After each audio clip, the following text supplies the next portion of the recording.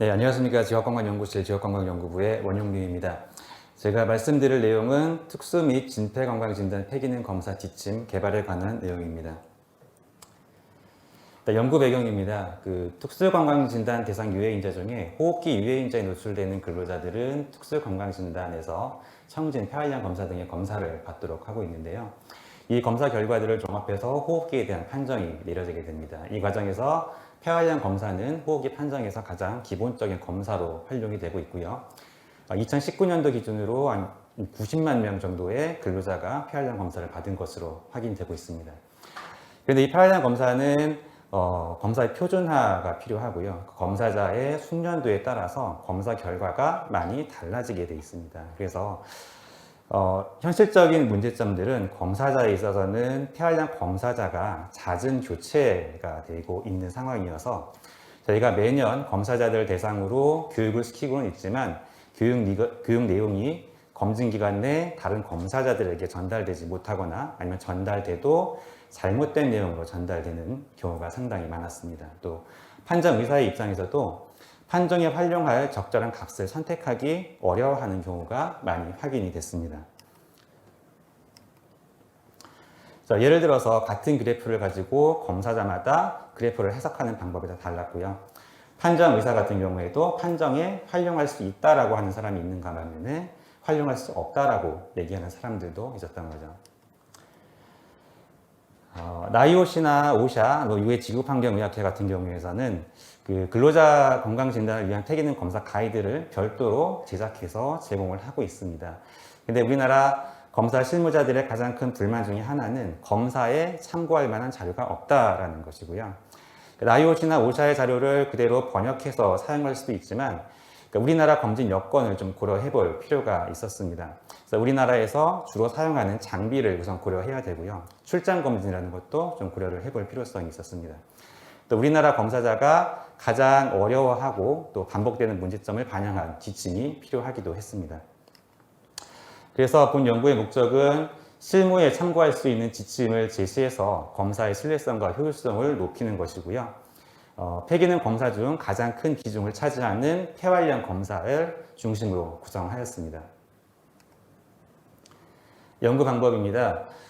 근로자들을 대상으로 실제 검사했던 검사 자료들을 전체적으로 검토를 했고요. 각 기관에서 사용 중인 폐활량 검사 지침을 검토하고 검사자 면담을 실시했습니다. 또 국내외 문헌조사를 실시했고 전문가 검토를 거쳐서 최종적으로 지침을 제시하였습니다. 구체적으로 연구 내용을 보시면은 각 기관에서 검사했던 자료 중에서 문제가 있던 부적합 사례들을 수집을 했고요. 또 검사에 대한 이해 정도 판단을 했고 적합성, 재현성 등 정도관리 지침의 준수 수준도 확인해 보았습니다. 또 1번에서 확인된 문제점들이 각 기관에서 사용하는 지침에 어떻게 반영되어 있는지, 해결 방법이 적절히 제시되어 있는지도 확인해 봤고요.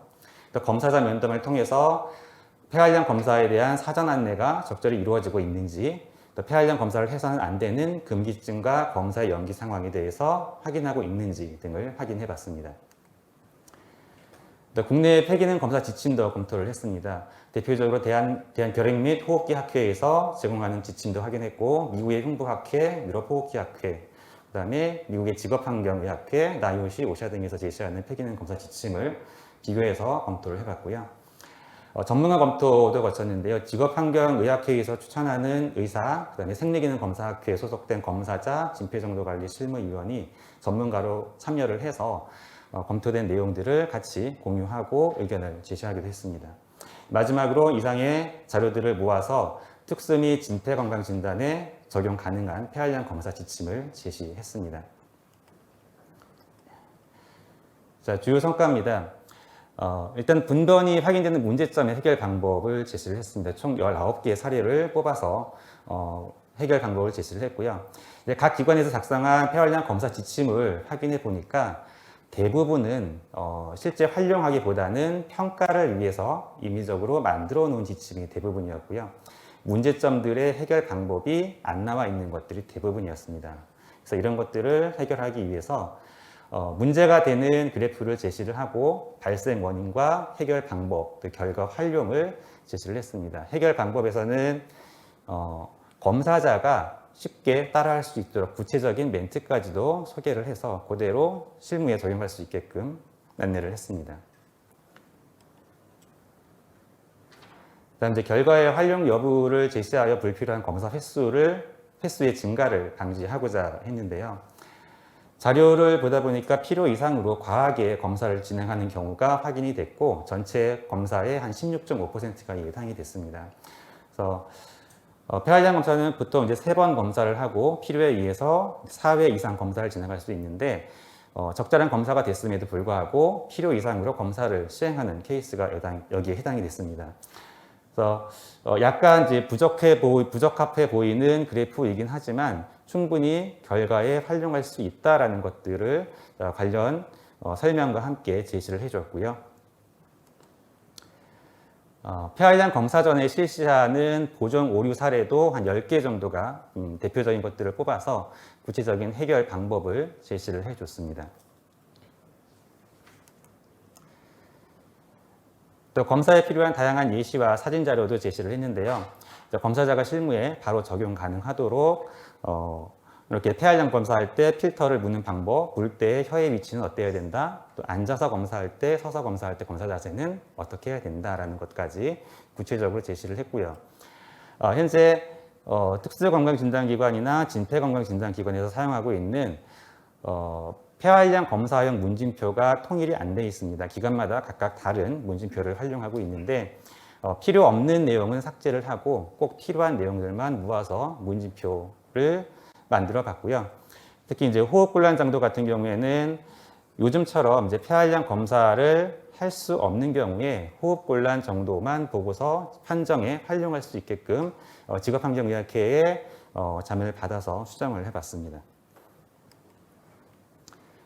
또 검사자들이 가장 어려워하는 것 중에 하나가 검사 후에 검사 의견을 작성하는 부분입니다. 이 부분도 다양한 사례들을 제시를 하고 어떻게 검사 의견을 작성해야 이 검사 의견을 판정의사가 활용할 수가 있는지까지 설명을 해 주었습니다.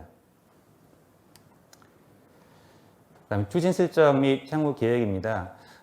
연구 보고서는 올해 폐활량 검사 지침이라는 별도 책자로 정리를 해서 250기관에 배포가 완료가 됐고요. 연구 결과를 좀 확인하다 보니까 기존의 교육 방법이 좀 잘못돼 있구나라는 것도 좀 생각을 하게 되더라고요. 그래서 기존에는 잘못된 검사를 확인하는 위주로 교육을 시켰다면은 이제 향후에는 사용할 수 있는 검사를 선별할 수 있는 능력을 키우는 쪽으로 검사 교육을 시켜야겠다라고 좀 판단이 들어서 내년부터는 그렇게 적용을 할 예정이고요. 후속 연구가 진행 중인데요.